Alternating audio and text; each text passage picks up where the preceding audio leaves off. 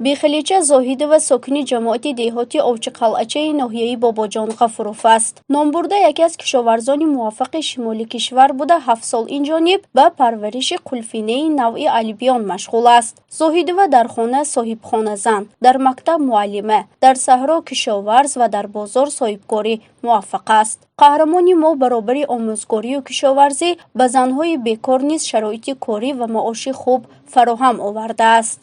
این زمین چکلک زاری بود، تزار و خارزار بود.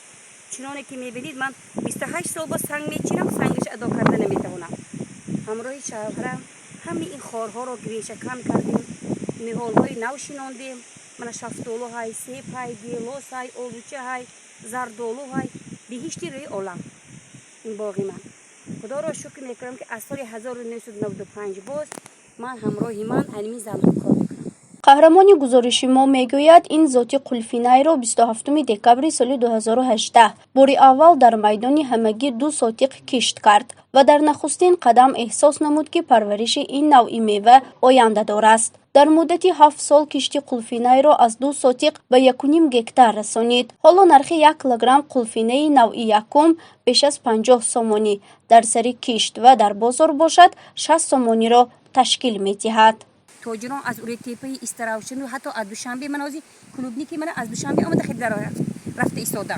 سارتی دویمش 25 سومانی، سارتی سیمش فکیچش 25 سومان، سارتی چهارمش به این زنها تقسیم کرده میدیم. مایده هاشه زنها برده ورینی برای زمستان هاشون میکنه. در جامعه امروزه در سمت کشاورزی زنانی موفق کمند. زیرا به منتالیته ما این ساحه بیشتر کاری مردان به حساب می رود. قهرمان گزارش ما بیخلیچه زاهدова نیز از زمره زن کشاورزی موفق است که حالا بیش از 20 نفر زنانی ده را با کار و معاش خوب تأمین می کند. چونکی من همراه زنها کار کردگی این کار را دوست می‌دارم. لیکن از یک جهت من خوشبخت هستم که در طول 12 سال در شعبه معارف کار کردنم و در فعالیت 39 سالی فعالیت پداگوژی خودم 76 نفر شاگردان من در آزمون جمهوری اشتراک کردن. 76 نفر. من زنی خوشبخت‌ترین، آموزگاری خوشبخت‌ترین که به من خداوند همین عنوانی که خلق می‌دهد به من همین بس است. بیخلیچه زاهدова در برابر یک زن کشاورزی در ساحه تجارت موفق بودند.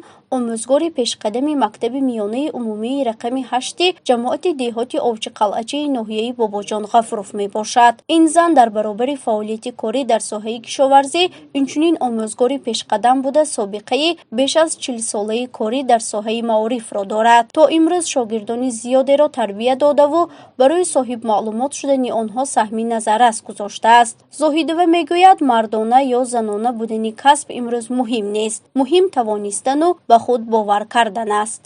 فرزانه شمسی‌eva، پرس تیجی، ناحیه باباجان غفروف.